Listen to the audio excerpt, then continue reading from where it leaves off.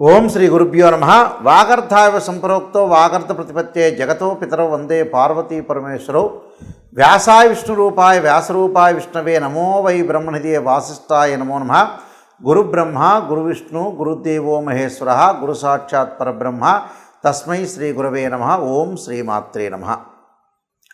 August నెలలో ద్వాదశ రాశుల యొక్క ఫలితాలు ఏ విధంగా ఉండబోతుందో ఒకసారి చూసే ముందు గ్రహ సంచార వీక్షణం అనేది చాలా ముఖ్యం. కాబట్టి ఖగోళ పరంగా మనకి గ్రహాలు ఏ స్థానాల్లో ఉన్నాయి, ఆ ద్వాదశ స్థానాల్లో ద్వాదశ భావాల్లో ఏ విధంగా ఉన్నాయి, ఎక్కడెక్కడ ఉన్నాయని మనం ఒకసారి చూసుకుంటే ముఖ్యంగా మనకి గురుకుజుల యొక్క కలయిక, గురువు కుజుడు వృషభ రాశిలో సంచారం చేయటం, శుక్రగ్రహ అంటే శుక్రక్షేత్రంలో సంచారం చేయటం ఈ ఆగస్టు మాసంలో.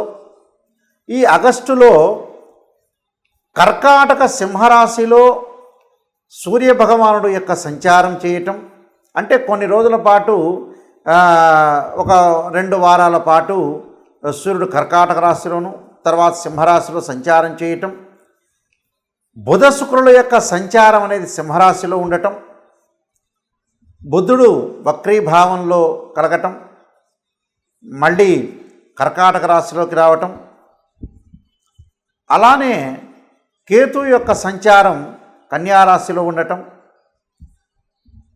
గురువు యొక్క క్షేత్రమైన మీనరాశిలో రాహు యొక్క సంచారం, శని వక్రస్థితిలో కుంభరాశిలో సంచారం చేయటం వల్ల గ్రహస్థితి అనేది ఆగస్టు మాసంలో ఈ విధంగా ఉంటుంది. అంటే ముఖ్యంగా గురువు 2, 5, 7, 9, 11 స్థానాల్లో సుఫలితాన్ని ఇస్తాడు. ఇక్కడ కుజవత్ కేతు అంటారు. కుజకేతువులు 3, 6, 11 స్థానాల్లో సుఫలితాన్ని ఇవ్వటం. శనివత్ రాహు అంటారు. శని రాహులు 3, 6, 11 స్థానాల్లో సుఫలితాన్ని ఇవ్వటం. రవి సూర్యభగవానుడు 3, 6, 10, 11 స్థానాల్లో సుఫలితాన్ని ఇచ్చే అవకాశం ఉండటం. అలానే బుధుడు 2, 4, 6, 11 స్థానాల్లో మంచి ఫలితాలు ఇవ్వటం. దాంతోపాటు మనకి శుక్రగ్రహం అనేది 1, 2, 4, 5, 8, 9, 11 స్థానాల్లో సుఫలితాన్ని ఇస్తాడు. అంటే ఇవన్నీ కూడా గోచారరీత్యా చెప్పబడే ఫలితాలు. అంటే this is the transit system అంటారు. ఈ ట్రాన్సిట్ సిస్టమ్ ప్రకారంగా వాళ్ళ రాశి దగ్గర నుంచి ఒక్కొక్క గ్రహం అనేది ఈ రాశిలో ఉంటే మాత్రమే సుఫలితాన్ని ఇస్తాడని మీరు ప్రత్యేకంగా గుర్తుపెట్టుకోవాలి. ఆయా స్థానాల్లో లేదనుకోండి, కొన్ని స్థానాల్లో చెడు ఫలితాలను ఇవ్వటం, కొన్ని స్థానాల్లో మిశ్రమైన ఫలితాలు ఇచ్చే అవకాశాలు ఎక్కువగా ఉంటాయి. అంటే ఇవన్నీ కూడా మనకు ఆగస్టు మాసంలో గ్రహాలు అనేవి మారుతూ ఉంటుంటాయి. సహజంగా ఎలా ఉంటుందనంటే కొన్ని గ్రహాలు 30 రోజులు ఉండటం, కొన్ని గ్రహాలు 45 రోజుల పాటు ఉంటాడు. గురువు ఒక రాశి నుంచి మరొక రాశికి మారటానికి సంవత్సర కాలం ఉంటాడు. దానితో పాటు శని 2.5 సంవత్సరాల పాటు ఉంటాడు ఒక రాశి నుంచి మరొక రాశికి మారటానికి. అలానే మనకి రవి బుధ శుక్రగ్రహాలు 30 రోజుల పాటు, కుజుడు 45 రోజుల పాటు ఉంటాడు. అంటే రాహుకేతుడు 18 నెలల కాలం ఒక రాశి నుంచి మరొక రాశికి మారుతూ ఉంటాడు. ఇది మన గ్రహస్థితి, గ్రహ సంచార వీక్షణం. కుంభరాశి వాళ్ళకి ఆగస్టు మాసంలో జన్మంలో శని యొక్క సంచారం వక్రస్థితిలో ఉండటం వల్ల వ్యయస్థానంలో ఉండటం, ద్వితీయ స్థానం రాహు యొక్క సంచారం, చతుర్థ స్థానంలో గురుకుజుల యొక్క సంచారం, అలానే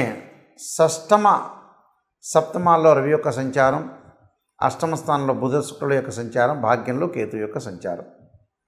దీనివల్ల ఏం జరగబోతుంది అని చూస్తే అన్ని గ్రహాల యొక్క ఫలితాలను మనం వీక్షించేస్తే అధికారుల యొక్క ఆగ్రహము, ఆత్మీయుల ద్వారా కొన్ని ఇబ్బందికరమైన పరిస్థితులు, అలానే ధనధాన్య వృద్ధి కలిగే అవకాశాలు ఎక్కువగా ఉంటాయి.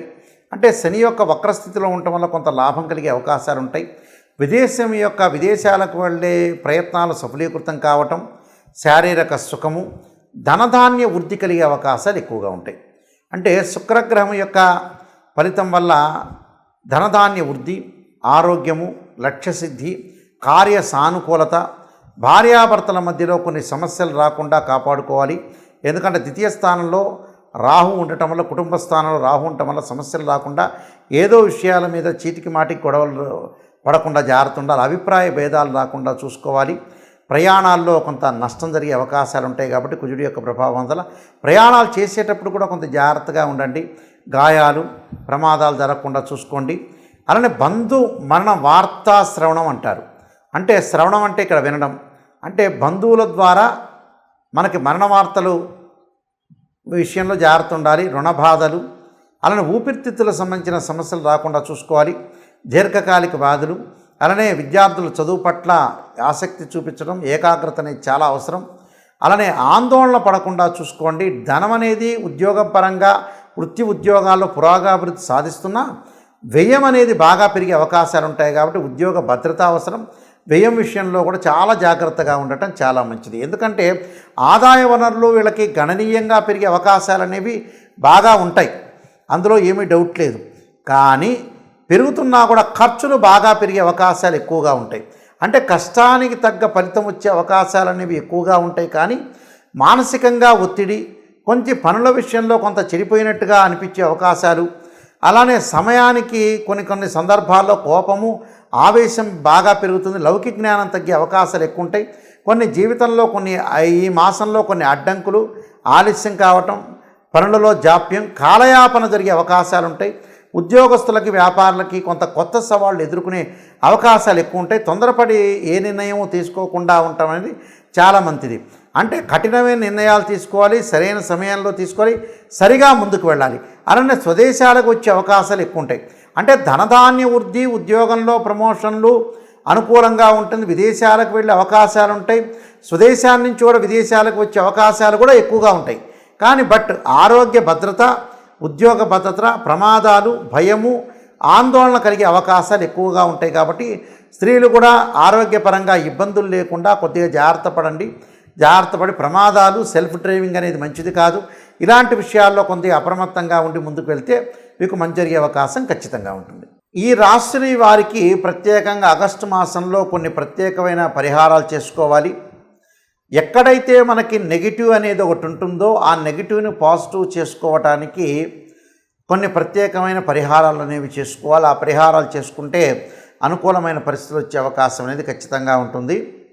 అంటే మన గ్రహ సంచార వీక్షణాన్ని చూసిన తర్వాత ప్రత్యేకంగా కొన్ని విషయాలను మనం పరిశీలన చేసుకోవాలి. ఆ పరిశీలన చేసుకున్న తర్వాత ఎక్కడైతే మన పరిహారాలు ప్రత్యేకంగా రెమెడీస్ చేసుకుంటే వాళ్ళకు మంచి ఫలితాలు జరిగే అవకాశాలు ఉంటాయి. కాబట్టి ఈ పరిహారాలు, నేను చెప్పిన పరిహారాలు చక్కగా పాటించండి, మీకు మంచి ఫలితాలు వచ్చే అవకాశం ఖచ్చితంగా ఉంటుంది.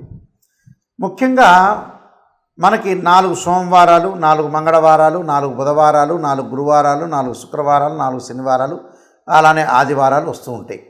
అయితే ప్రతి సోమవారం రోజున కూడా మీరు ఏం చేయాలంటే ఈ రాశి వాళ్ళు ప్రాతకాలంలో కానీ ఒకవేళ కుదరలేకపోతే ప్రదోషకాల సమయం ఉంటుంది.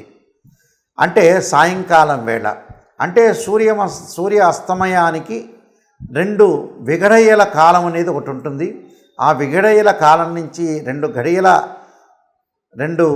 ఘడియలు కానీ 2 విఘడియలు కానీ కాలంలో తీసుకుని చక్కగా చుక్కలు వచ్చే సమయం వరకు కూడా మీరు ఈ పారాయణం చేసుకోవటం చాలా మంచిది. అంటే ప్రాతకాలం కుదిరితే ప్రాతకాలం చేయండి.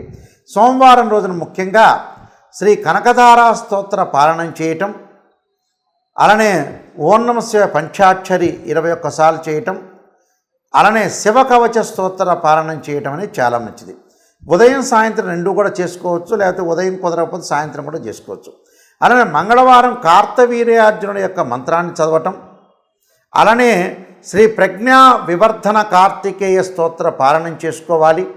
ఇది ఉదయం కానీ సాయంత్రం కానీ. అలానే బుధవారం రోజున శ్రీ గణేష ద్వాదశనామ స్తోత్ర పారాయణం చేసుకోవాలి. అలానే గణపతి యొక్క ఆరాధన చేయాలి. గురువారం రోజున దత్తాత్రేయ స్వామి యొక్క కవచము, దత్తాత్రేయ యొక్క స్తోత్రం యొక్క పారాయణం కానీ, లేకపోతే గురుచరిత్ర పారాయణం చదువుకోవటం కూడా చాలా మంచిది. శుక్రవారం రోజున వచ్చేటప్పటికల్లా శ్రీ గౌరీ దశక స్తోత్ర పారాయణం కానీ, అలానే త్రిపుర సుందరీదేవి యొక్క స్తోత్ర పారాయణం చేయటం చాలా మంచిది. దాంతోపాటు శనివారం రోజున శ్రీ లక్ష్మీ నరసింహస్వామి పంచరత్న స్తోత్ర పారాయణం చేయటం, ఆదివారం రోజున జగన్నాథ అష్టక స్తోత్ర పారాయణం చేయటం వల్ల మీకు మంచి సుఫలితాలు జరిగే అవకాశాలు ఖచ్చితంగా ఉంటాయి. ఆర్థిక పరంగా కానీ, ధనపరంగా కానీ, విద్యపరంగా కానీ, స్త్రీలకు కానీ అందరికీ కూడా అన్నీ జరగాలంటే నేను చెప్పినట్టుగా ప్రతి వారంలోనూ ఈ స్తోత్ర పారాయణం చేయటం వల్ల మీకు మంచి సుఫలితాలు జరగాలని ఆశిస్తూ సర్వే జనా సుఖినో భవంతు.